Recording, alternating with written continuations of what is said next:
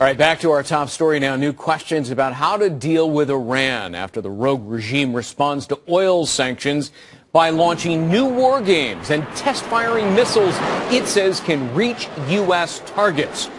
There are many questions on whether the sanctions imposed will even work. General Jack Keane is the former Vice Chief of Staff for the U.S. Army and a Fox News contributor. General, always great to see you. Great to see you, Greg. These latest sanctions have kicked in, but apparently they have been gutted already by the Obama administration. Here's how the Wall Street Journal describes it in an editorial, quote, "The Iran sanctions regime is looking like a U.S. tax code filled with loopholes. It's so weak, in fact, that all 20 of Iran's major trading partners are now exempt from them.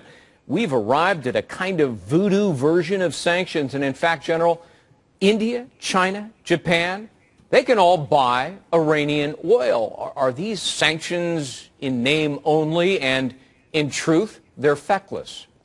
Well, those sanctions are certainly driven by the lobbying the administration did in imposing that legislation so that you could get out of it as long as you reduced a certain amount of trading with the Iranians. So some have reduced 11%, 15, 20%, and therefore they're exempt from the oil embargo. So it's a feckless economic sanction, to be sure, as you stated. Listen, what we have to recognize is that the Iranians fully intend to get a nuclear weapon because it guarantees regime survival and it helps them to achieve regional hegemony by exporting the Islamic Revolution. Right. And if that is true, and I believe all of our leaders know that to be true, then it's unlikely that economic sanctions, other than economically collapsing Iran, would bring them to the table so that they would give up their weapons. So what you have to have on a table, clearly, if you want to stop them from having a nuclear capability, is a credible military option that they believe you will use.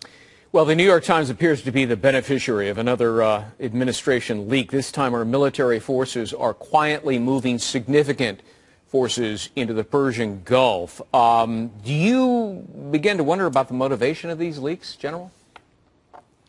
Well, I don't know what the motivations of the leaks are, certainly, and the intelligence leaks that we had were absolutely horrific and unprecedented in my lifetime. But certainly it's prudent. What the commander in Central Command is doing is to move his forces into that area to let the Iranians know that they fully intend to protect the Straits of Hormuz, and if they tried any shenanigans with attempting to close it, we would reopen it. And of course, closing the Straits of Hormuz in of itself, in my judgment, is an act of war, and that's a big step for the Iranians to take.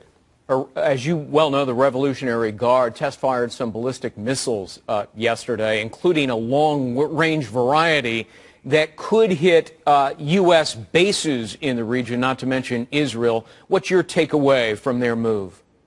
I think it's mostly saber-rattling. They're reminding us just before they enter diplomatic negotiations again with the five powers plus one, that they have a military capability, that they fully intend to use it if anybody attacked them. And that capability they have is certainly real. And obviously that is why the nuclear weapon is such a threat to the region, because they can put a nuclear weapon on top of that missile capability that they already have. President Obama has touted diplomacy as a way to deter Iran's suspected nuclear weapon program. There were talks yesterday, as you know, in Istanbul. They went nowhere. No surprise, right?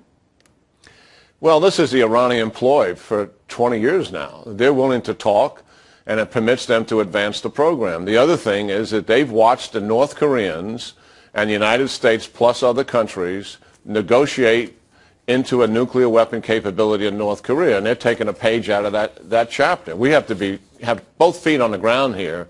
The Iranians are not going to diplomatically give up this pursuit of a nuclear weapon. They may delay it and make a small concession, which would be delusionary on our part, I think, to accept it. Okay. General Jack Keane, thank you so much. Good to see you. You're welcome, Greg. Good seeing you.